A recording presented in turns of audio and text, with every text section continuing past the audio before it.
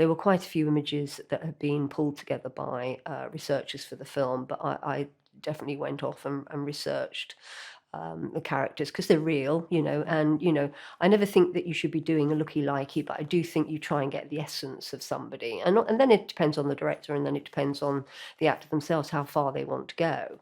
I mean, in Taron's case, Henk Rogers, I believe he's part Indonesian, so he's got a much darker skin tone and much darker curly hair, and I had to make that look on Taron be more believable, so everything was pulled back a bit. But I think also the fact that it's set in the 80s, which there's all big hair in the 80s, that it's we knew we had to push it a little way, but I don't think it would have looked right if we tried to make Taron very dark skinned, and not necessary, I don't think.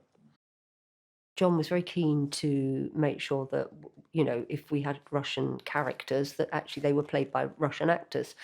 That made it a little bit difficult because obviously availability, getting them in, the COVID, the visas and all that. So we did get our actors quite late.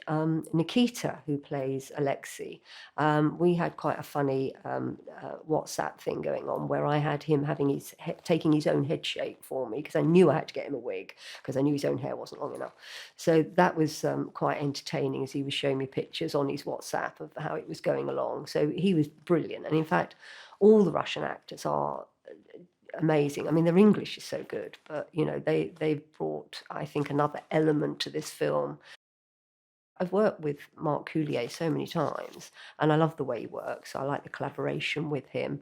I like the fact that we would talk about the hair and the makeup together, and we would accommodate each other, and we would I would say to him, I think that hair works, and he would say, I think that nose works, or should we go for the second nose? Or I love that collaboration, that it's not just two people doing two separate things. And so it made sense for me, to make sure Mark was on board the project. And also John had worked with Mark, so he was 100% up for him coming on board.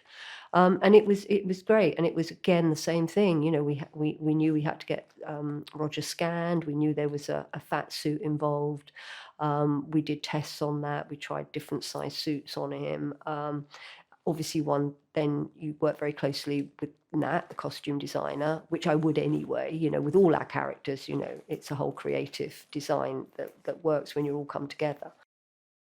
Gorbachev is also quite interesting because Matthew came to us quite late, so we didn't have the time to do the full makeup that we did on Roger. So that one's quite interesting because it's smaller pieces, and I've always liked that as well. I like the fact that you can change somebody just by doing very small things, like he's got little cheek pieces on and a nose, and then obviously we shave the top of his head and then put on hair round the side. So I suppose that's rewarding because we had to pull it together very quickly.